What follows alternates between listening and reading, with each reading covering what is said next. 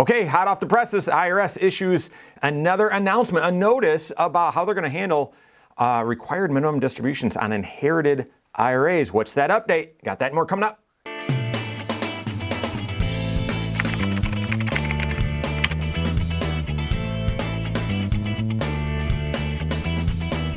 My name is Mike Bernard. I'm the host of the Wise Money Show. I'm also one of the certified financial planners right here at Korhorn Financial Group. Make sure you hit that subscribe button, turn on notifications, and smash that thumbs up button. I just did a video about this. The question is, how do the rules work when you inherit an IRA, a retirement account, from someone that's not your spouse? And just quickly recap, but just did a video about this a couple weeks ago because we'd gotten a few questions about it. So I thought, it's been a while. Yes, we're still waiting on the IRS to tell us, but I'll just sort of tell everyone where we're at. And sure enough, the IRS just released an update. And so I'm going to share that here. But prior to 1/1 of 2020, this has nothing to do with COVID. Prior to 1/1 of 2020, the rules were if you inherited, if you were a beneficiary, if you were listed as a beneficiary on an IRA from someone that was not your spouse. If they were your spouse, there's different rules. But if they were not your spouse, so a parent, okay, and you inherited their IRA, you could take it all out if you wanted to. It's going to be taxable, no penalty because you inherited it when they died. But what if you said, I don't want to take it all out because it's all going to be taxable to me and I don't need the money right now. I want it to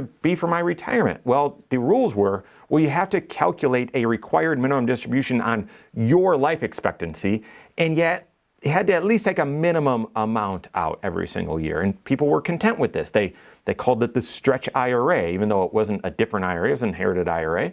But you just took your little bit, you calculated and took your little bit out every single year, but the IRA just continued to grow for you out there in the future. Then in 2020, 1/1/2020, actually late 2019, the Secure Act was passed as 1.0. And in that language, it replaced this stretch IRA with now a 10-year rule, which meant that if you inherited an IRA from someone that wasn't your spouse, you had to withdraw the entire account. You had to empty the account within 10 years of the date of death. The IRS was taking aim at this. Well, you can just take out a little bit for the rest of your life. The IRS said, we need tax revenue. So we're not going to give you the rest of your life. You got to empty the account within 10 years. Previous to this, they did have a 5-year rule, and there was no requirement to take an annual withdrawal if you were doing that 5-year rule. So everyone, including us, said 10-year rule, it's going to work the same way. Well, fast forward a couple of years, in 2022, the IRS came out with a publication, and it actually included an example that said, no, you have to take out, if the person that died, that passed away, and you inherited their IRA, if they were already taking a required distribution, you needed to do one too, and have the account emptied within 10 years. And everyone went wild, as wild as you can get about this stuff. It's taxes, it's geeky. But those of us that are geeks were like, what? How is this possible? And so the IRS said, we thought everyone knew that. Okay, pause. We're not going to enforce this just yet. Send us your responses and we'll get back to you. And so that's been sort of the situation. Here we are in 2024, and the IRS has said, we're still figuring it out. And if we decide that you did need to do this annual required minimum distribution, we're not going to go back retroactively and force you to do it, and there's going to be no penalty. But the 10-year rule will still apply. So if someone passed away in 2021, you have until the end of 2031 to have the account emptied. So that's just catching you up. Maybe you saw the video here a couple weeks ago. I did get several questions to that video. I'll just answer those real quick. The most common is does this apply to 401ks or other retirement accounts? And yes, it does. Does not apply. The required minimum distribution does not apply to Roth IRAs or Roth 401ks. The 10-year rule does, but you won't have to take an annual withdrawal. So this question of RMD does not apply to Roth IRAs, Roth 401ks. But yes, the same circumstance applies to 403bs, 401ks, those are simple IRAs, those sorts of things. So all that's backdrop. The IRS just released this notice just a few days, almost a week after I posted that video with an update. And they give you here, I'm going to link in it below, they give you sort of the background, everything that I just said. They even share that, yeah, this is, we had planned on enforcing this required minimum distribution and this 10-year rule, but when we published that, no one expected that. And so, so say in this, if you can read legalese or taxese, it actually spells that out. I mean, take a look right here. In order to satisfy blah, blah, blah, blah, blah, the beneficiary of an employee who died after the employee's required beginning date. So meaning the original owner of the IRA or 401k, they were already required to start taking their minimum distribution. So under current rules, they were older than age 73. Previously, it was 70 and a half and then 72. So in the case of where someone who was already started to take their required minimum distribution, when they die, the beneficiary, just going back to this, must take an annual RMD beginning in the first calendar year after the calendar year of the employee's death. The remaining account balance must be distributed by the 10th calendar year after the calendar year of the employee's death. Even right here in the middle, it's saying this was our intention. This was our intention it's both and.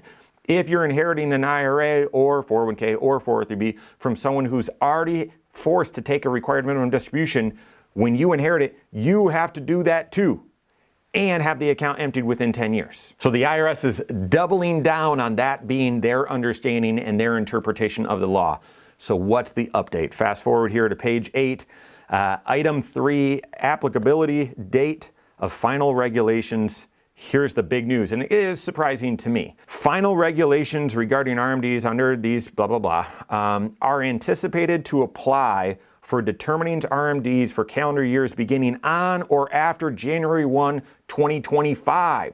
So they're doubling down saying this is what we are believing will be the final regulation, but it won't start until 1/1 of 2025, next year. And then next it says guidance for specified RMDs for 2024 for this year will not be a defined contribution plan or IRA, that sort of thing, that failed to make a RMD in this year will not be treated as having failed to satisfy simply because they didn't make the distribution. And then it also states for previous years. So what this is saying is that there is no required minimum distribution on inherited IRAs that are under this new 10-year rule. It's not required for 2024. It will, I'm reading this as it will be required starting 1/1 of 2025, so get ready. And if you don't take, you could take one this year, you're just not required to.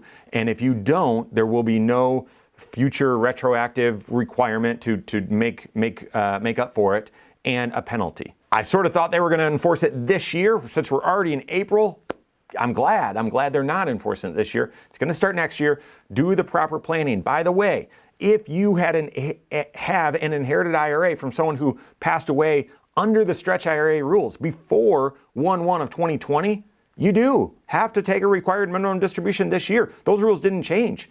You can still stretch. You're grandfathered in to stretching out your withdrawals. So this is all noise to you. You've got to take your required minimum distribution. By the way, you needed to last year and the previous years. While we've all been waiting on this new rule, you're under the old rule. And so you make sure that you're still taking care of that. So work with your certified financial planner. Stay up to date on this, but also stay up to date on what you should be doing. Should you take a distribution or not? If so, how much should you withhold? What's your strategy for emptying the account within 10 years? All of that. Big financial planning decisions that look at all 6 areas of your financial life. That's the approach that you need to take. Work with your CFP on that. If you don't have a CFP on your team, contact one on my team. Find us online, Korhorn.com.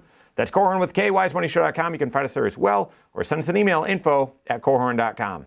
All right, there you have it. Go out and take your next wise step in your financial life.